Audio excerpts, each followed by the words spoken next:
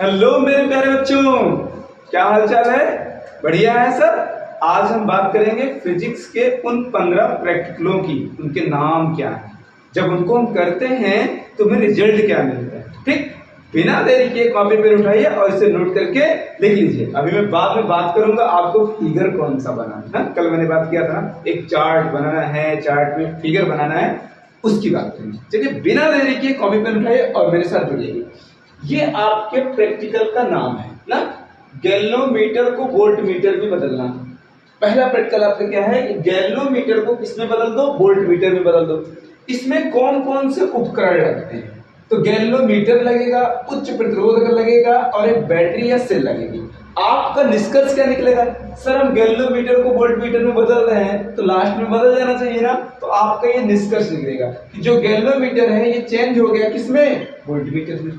ये आपका पहला है। गैल्वेनोमीटर को अमीटर में बदलना। अमीटर का मतलब क्या होता है, जो धारा नापता है। तो इसमें कौन कौन से उपकरण लगते हैं? तो गैल्वेनोमीटर लगता है, शंट प्रतिरोध लगता है, बैटरी लगता है। और गैल्वेनोमीटर किसमें चेंज हो जाता है, अमीटर में चेंज हो जाता है। मीटर सेट, तार का प्रतिरोध ज्ञात करना। ये मीटर सेट होता है, इसे मीटर ब्रिज भी बोलते हैं। इसमें किसी अज्ञात तार का क्या किया जाता है, प्रतिरोध ज्ञात किया जाता है। तो 1 मीटर ब्रिज लगेगा, गैल्वेनोमीटर लगेगा, बैटरी लगेगी और लास्ट में हमें इसी अज्ञात तार का क्या हो जाता है, प्रतिरोध ज्ञात हो जाता है।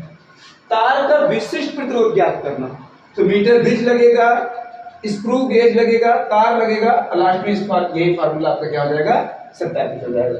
ठीक है।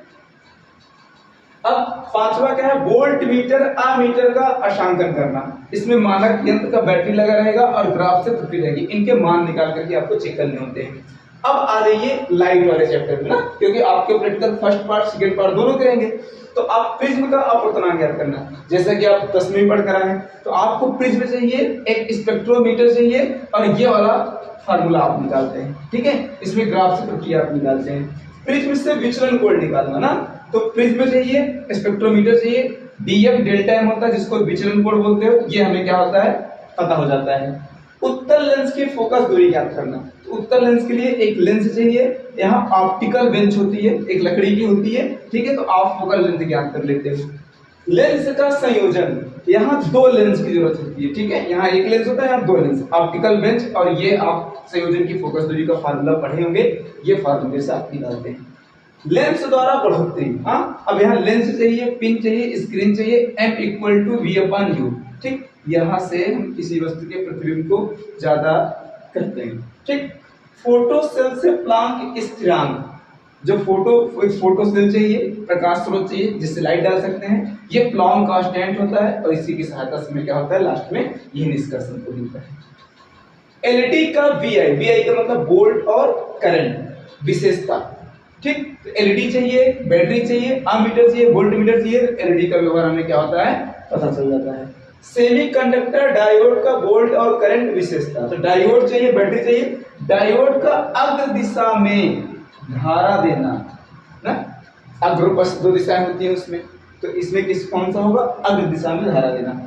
जेनर डायोड विशेषता ना, डायोड जब आप पढ़ेंगे आगे चल करके, तो आपको एक जेनर डायोड पढ़ना पड़ता है। जेनर डायोड चाहिए, बैटरी चाहिए। ब्रेक डाउन वोल्टेज पर धारा का तेजी से घटना। जब इसका वोल्टेज एक डाउन होता है तो धारा क्या होती है, तेजी से बढ़ती है।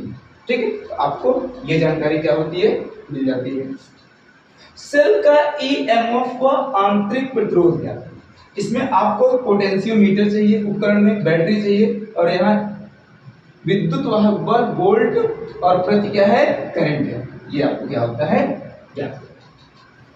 तो ये आपके 15 प्रैक्टिकल हैं। कौन से उपकरण लगेंगे और प्रैक्टिकल करने के बाद हमें निष्कर्ष क्या मिलेगा, ये जानकारी है। ठीक है, अब बात करते हैं सर कि हम चित्र में क्या बनाएंगे। हम चित्र में क्या बनाएंगे, चलिए ये तो आपके 15 प्रैक्टिकल हो गए और इसमें से 7-8 आपको क्या करना है, उस कॉपी में लिखना है। यदि स्कूल वाले मास्टर साहब लिखाएंगे, अगर नहीं लिखाएंगे तो बाजार में भी छोटी छोटी गुटके आते हैं, उसमें लिखा होता है, आप पूरा लिख लेना। ठीक है, या तो मैं आपको क्या करूंगा, लिखा दूंगा। ठीक है, अब बात आती है कि सर चार्ट में क्या बनाएंगे। चार्ट में क्या बनाएंगे, हाँ सर, चार्ट वो वाला नहीं जो तुम मेले में खाते हो। हाँ, तो सबसे पहले आपके पास पार्ट 1 है, आपके पास पार्ट 2। आप पार्ट 1 में से भी उठा सकते हो और पार्ट 2 में से भी उठा सकते हो। आप कोई भी फिगर क्या कर सकते हो, उठा सकते हो। जैसे आप मीटर ब्रिज बना लो, क्या बना लो, मीटर ब्रिज बना लेते हैं सर, ठीक है। यहाँ पे हम सर ट्रांसफार्मर बना लेते हैं, ट्रांसफार्मर बना लेते हैं, क्या बना लेते हैं, ट्रांसफार्मर बना लेते हैं, ठीक है।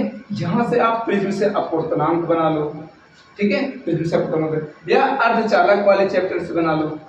इस चैप्टर से, अर्धचालक चैप्टर से बना दो, जो डायोड वगैरह होते हैं आप उनको बना सकते हो, ठीक है। तो आप यहाँ पर स्वतंत्र हैं, आपको दोनों पार्ट में से जो भी फिगर आपको अच्छा लगता है, ठीक, जो भी फिगर आपको अच्छा लगता है आपको चॉइस कर सकते हैं, उस फिगर को अच्छे से पढ़ लीजिए, ठीक। ये आपका चार्ट हो गया, ये आपका लिखने वाला प्रैक्टिकल हो गया।